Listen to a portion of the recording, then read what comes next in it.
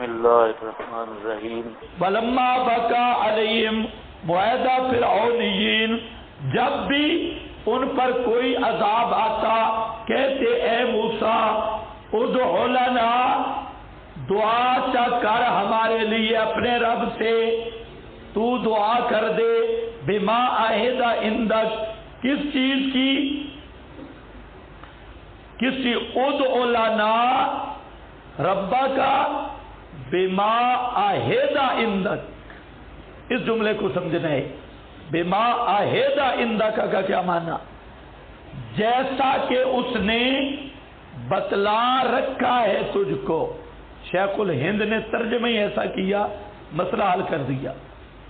بما عہد، عہد بمعنی خبر ہے، جیسا کہ اس نے بتلا رکھا ہے تجھ کو، یعنی اللہ نے تجھے بتلا رکھا ہے کہ اگر یہ کفر شرک سے باز آ جائیں تو میں عذاب ٹال دوں گا۔ تو آؤ ہم یہ معاہدہ پورا کرتی، ہم کفر شرک چھوڑ رہے ہیں، اللہ کو کہے کہ یہ طوفان دور کر دے، طوفان دور ہو گیا، پھر بدماشی، پھر آگے اللہ کو کہے جو تیرا وعدہ ہے، اللہ نے خبر دے رکھی ہے کہ اللہ دور کرے، اب ہم پکے انسان کے بچے ہیں، مکڑیاں ٹل گئی، کچھ عرصہ گزرا، پھر اکڑ گئے، اور پھر اللہ نے جوؤں کا عذاب بھیجا، پھر آگے جب بھی عذاب آتا حضرت موسیٰ کے سامنے یہی کہتے ادع لنا ربک بما عہد عندک۔ اچھا، ایک معنی آ گیا، بما عہد عندک کا معنی سمجھے، جیسا کہ اس نے بتلا رکھا ہے تجھ کو۔ اوپر معنی لکھا ہے اقسمنا بعہد اللہ عندک، ہم تیرے پاس قسم اٹھاتی اللہ کی، لئن کشفت، اگر اللہ نے ہم سے عذاب دور کر دیا تو ہماری قسم ہے ہم مسلمان ہو جائیں گے، متبع ہو جائیں گے۔ یہ عہد ہے بما عہد عندک کا۔ یہ اس پر فائدہ بھی دیکھ لو، من کشف العذاب عنا، وہ عہد کس کا ہے؟ عذاب کو دور کرنے کا، ہم سے، ان آمنا، اگر ہم ایمان لائیں۔ سمجھ گئے؟ بما عہد، اہم بات ہے، وہ عہد کیا ہے کہ اگر ہم ایمان لائیں تو عذاب دور کر دے گا۔ لئن لام قسم ہے، کشفت عنا الرجز، اللہ کی قسم اگر تو نے عذاب کھول دیا، لنؤمنن لک، ہم ایمان لائیں گے تیرے ساتھ اور بھیجیں گے تیرے ساتھ بنی اسرائیل کو جلالین، یعنی اس نے دعا کا جو مؤثر طریقہ تجھ کو بتلا رکھا ہے اسی طرح دعا کر دیجئے۔ یہ بھی معنی ہے بما عہد، اس نے دعا کا جو مؤثر طریقہ تجھ کو بتا رکھا ہے، بما عہد عندک، یعنی اس نے اپنے سے مانگنے کا جو تجھے طریقہ بتایا نا، اس طریقے سے مانگ اور دعا کر۔ کچھ سمجھ آئی؟ یا بما عہد عندک کا مطلب یہ ہے کہ نبی اللہ ہونے کی حیثیت سے دعا فرما دیجئے، گویا عہد کا اطلاق نبوت پر ہوا، کیونکہ خدا اور نبی کے درمیان ایک طرح کا معاہدہ ہوتا ہے کہ خدا نبی کو خلعت اکرام اور اعانت سے سرفراز فرمائے گا اور نبی اس کی پیغام رسانی میں کوتاہی نہ کرے گا۔ تو بما عہدہ کا مطلب ہے نبوت والا عہدہ، اس کی وجہ سے مانگ۔ میں نے اس لیے جہاں دور لگایا کہ توسل بالزواج پر بعض لوگوں نے یہاں سے بھی استدلال کرنے کی کوشش کی کہ ادعو لنا ربک بما عہدہ، یہ عہدہ نبوت کے عہد کے سے مانگ، اپنی نبوت کے طفیل مانگ، نبوت کے عہد سے مانگ یعنی نبوت کے طفیل مانگ۔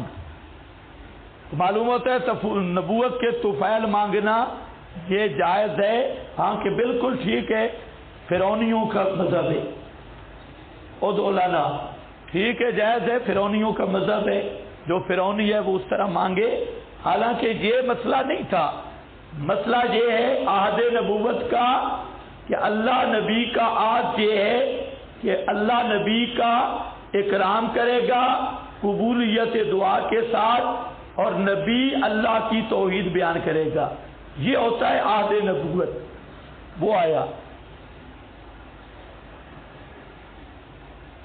تفسیر عثمانی کا حوالہ ہے، بس الہ بما عہد عندک من امر ارسالک الینا لانقاذ قومک لیعبدوہ وحدہ فالنبوۃ والرسالۃ عہد من رب تعالی لمن اختصہ بذلک یدل علیہ قولہ تعالی لابراہیم انی جاعلک للناس اماما قال ومن ذریتی قال لا ینال عہد الظالمین، نبوت والا عہد۔ اللہ سے دعا مانگ بالذی عہد بہ الیک، جو اللہ سے تیرا عہد ہے یہ کہ دعا مانگ تو بہی، اسی کے نام سے، بس وہ تجھے دے دے گا آیات اور قبول کرے گا تیری دعا کو اور دور کر دے گا ہم سے یہ رجز، اور ہم قسمیں اٹھاتے ہیں تیرے سامنے اگر تو نے دور کر دیا ہم سے ہم ایمان لائیں گے، والا نرسلنا، اور بھیج دیں گے تیرے ساتھ بنی اسرائیل کو۔ اللہ تعالیٰ نے فرمایا جب کھول دیا ان سے رزق کو، الی اجل، ایک اجل تک جس کو وہ پہنچتے تو پھر توڑ دیتے، فلما کشفنا عنہم العذاب، جب ہم کھولتے ان سے عذاب ایک مرتبہ بعد مرتبہ کے ایک مدت تک، تو پھر بالغہ کرتے رکتے، فی کل مرۃ منھا وہو عود الحال الی ما کانت علیہ، اس مدت میں واپس آ جاتے، او الغرق الذی ہلاکوا فیہ الی آخرہ، تو بہرحال لئن کشفت عنا الرجز لنؤمنن لک ولنرسلن معک بنی اسرائیل، جب ہم نے کھولا رجز وقت خاص تک جس کو وہ پہنچے تو فوراً انہوں نے توڑ دیا عہد، اور ہم نے پھر انتقام لیا، عذاب آیا، اور کٹھا انتقام یہ ہے بیان عذاب موعود، پہلے مبادی تھے عذاب موعود کے، اب آ گیا فاغرقناہم، ہم نے ان سب کو غرق کر دیا، فی الیم، یہ تھا موعود عذاب، اغرقناہم فی الیم بانہم سبب عذاب، پہلا سبب کذبوا بآیاتنا، ہماری آیات کے مکذب تھے، وَكَانُوا عَنْهَا غافلین، اور غافل سے بے خبر تھے، آیات کی پرواہ نہیں تھی، وَأَوْرَثْنَا الْقَوْمَ، اس قوم سے مراد کیا ہے؟ یہ کون ہیں؟ ہم بنو اسرائیل۔ اس کے لیے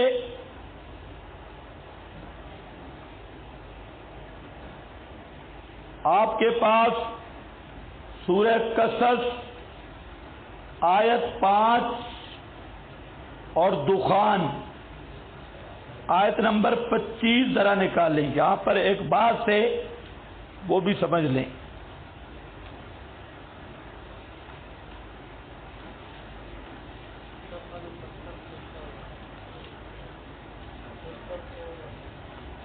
سو 14 بھائی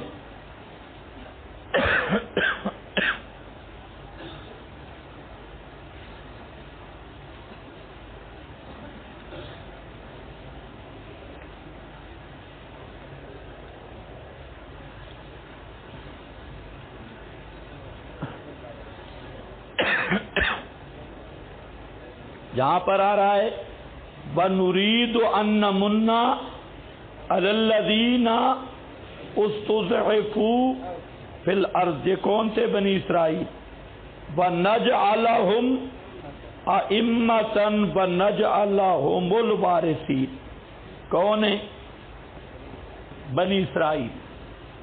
یہی بنی اسرائیل ہے. اور سورہ دخان پڑھو. ہاں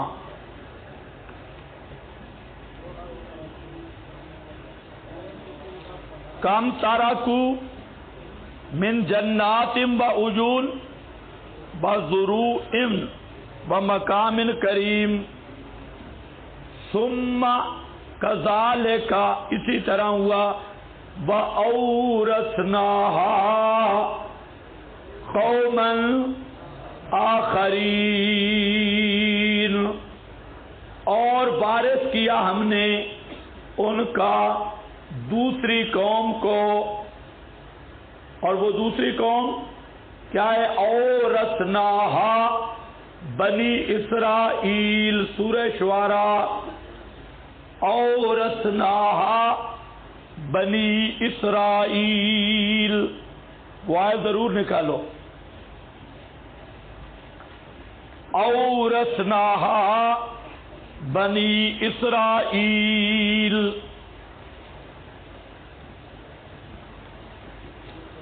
ہم نے وارث بنایا کس کو؟ بنی اسرائیل کو. کس کو وارث بنایا؟ ملا بھی ہے یا نہیں؟ ہاں یہ اسی طرح ہے فَأَخْرَجْنَاهُم مِّن جَنَّاتٍ وَعُيُونٍ وَكُنُوزٍ وَمَقَامٍ كَرِيمٍ كَذَلِكَ وَأَوْرَثْنَاهَا بنی اسرائیل. وارث بنا دیا ہم نے اس کا بنی اسرائیل کو. تو اب یہ 3 مقام قرآن کیے. 2 مقامات میں تفصیل نہیں. 2 میں تفصیل سورہ قصص میں بھی سمجھ آ رہا ہے کہ وہ کون تھے؟ مستضعفین فی الارض کون تھے؟ بنی اسرائیل. یہاں پر بھی یہی فرمایا اورثنا القوم الذین کانوا یستضعفون. اور پھر یہ جو دوسری آیت ہے شعراء ہے اورثنا بنی 59، اس پہ نص آ گئی. اب بات ذہن میں رکھ لو، اس پر بڑی باتیں ہوئی. مفسرین نے ایڑی چوٹی کا زور لگایا کہ یہ قوم کوئی اور ہے جن کو فرعونیوں کا وارث بنایا گیا. کیوں؟ کہ اس پر اشکال بھی زبردست ہے کہ فرعون حضرت موسیٰ کی قوم تو باہر گئی تھی، مقام تی میں رہ گئے تھے. آپ نے پہلے پڑھا ہے جہاد کا حکم ہوا تھا، آ کر گئے تھے اور کہاں پر رہے؟ مقام تی میں 40 سال تک. اس کے بعد وہ نکلے تو یہ پھر ان کے وارث کون بنے؟ وہ سارے میدان تی میں رہ گئے. اس پر بعض لوگوں نے اشکال کیا، لیکن اس اشکال کا یہ حل نہیں کہ قوم کوئی دوسری لائی جائے، کیونکہ قرآن نے خود کہہ دیا اورثنا بنی اسرائیل. بنی اسرائیل کو ہم نے وارث بنایا. اور وراثت کے لیے ضروری نہیں کہ چند سیکنڈوں میں وارث بن جائے. مطلب یہ ہے کہ وہ ہلاک ہو گئے، تباہ ہو گئے، ان کی زمینیں باغات رہ گئے، اس کے بعد ان کو سنبھالنے والا کوئی بھی نہیں تھا. اپنے وقت پہ ان چیزوں کو بنی اسرائیل نے سنبھالا. کچھ بات سمجھ آئی ہے یا نہیں آئی؟ ورنہ جہاں مذلت الاقدام مقام ہے، بڑے بڑوں کے پاؤں جہاں پھسلے ہیں، جب وہ آیت سامنے نہیں تھی تو انہوں نے تاریخی حقائق میں پڑھ کر، اور اس پہ ملحدین کا بھی اعتراض ہے کہ قرآن کہتا ہے وہ تی میں رہ گئے اور ادھر بنی اسرائیل کو وارث بنا دیا، تو انہوں نے وراثت کہاں سنبھالی؟ تو جو قرآن کی غلطیاں نکالنے والے ہیں تو انہوں نے جو غلطی نکالی۔ مشارق الارض و مغاربہا، زمین کے مشارق اور مغارب، ملک مصر، شام، التی بارکنا فیہا، جس پہ ہم نے برکتیں دی تھیں، دنیاوی بھی دینی بھی، وتمت کلمۃ ربک الحسنی، اور پورا ہو گیا، یہاں کلماتن سے مراد ہے وعدہ ایاہم بالنصر، اللہ نے جو ان سے نصرت کا وعدہ کیا تھا وہ پورا ہو گیا، الحسنی۔ مشارق الارض مغارب بارکنا فیہا یعنی شام، یہ شام مراد ہے، اور وہی قولہ تعالی نرید ان نمن علی الذین استضعفوا فی الارض، ابن کثیر، ابن جریر، یہ کلمہ تو ربک الحسنی سے مراد وہ ہے سورہ القصص کی جو ابھی آیت دیکھی ہے، ہمارا ارادہ بن گیا کمزوروں کو اوپر لے آنے کا، علی بنی اسرائیل، کیوں؟ بما صبروا، ان کے صبر کرنے کی وجہ سے، بدمرنا، اور اکھیڑ مارا ہم نے جو بناتا تھا فرعون اور اس کی قوم، اور وہ جو چھپر بناتے تھے، منصوبے بناتے تھے، وجاوزنا ببنی اسرائیل البحر، بس جہاں تک ختم، جہاں حضرت موسیٰ کا واسطہ پڑ رہا ہے امت اجابت سے، یہ ہر ایک کا ہوگا بھائی، ہاں ہم نے یہ آنکھوں سے دیکھ لیا، یہ آپ کے ساتھ بھی ہوگا، صرف حضرت موسیٰ کے خصائص نہیں۔ ایک دور ہوتا ہے باطل کا مقابلہ ہوتا ہے، اہل بدعت کا، وہ اللہ کی توفیق سے ہو گیا، جب جو وہ دور تھا تو سب خاموش ہوتی ہیں، اور جب اہل بدعت شرک شکست کھا جائیں تو پھر جو اپنے رکھے ہوئے کتے ہوتے ہیں یہ بھونکنا شروع کرتے ہیں، اپنے پالے ہوئے کتورے، یہ پھر کوئی ادھر سے بہو بہو کوئی ادھر سے۔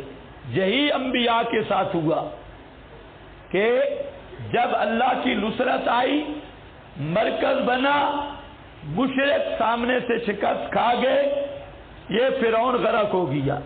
حضرت موسیٰ کا جو معاملہ تھا 33 سال تک مقابلہ کیا فرعون کے ساتھ، اب فرعون گیا جہنم میں، اب حضرت موسیٰ پہ نئے قسم کے امتحان شروع ہو رہے ہیں۔ وہ جو اندر بابا سامری تھا، یہ سامری بڑا بے ایمان، گھوٹ بھر کے لیے پی کر رہا ہے، ابھی تک اس نے صبر کیا، دیکھتا رہا کہ اللہ کرے حضرت موسیٰ کی پیٹھ لگ جائے فرعون کے مقابلے میں، دعائیں کرتا رہا، کہیں جا شکست، وہاں کچھ بھی نہیں ہوا۔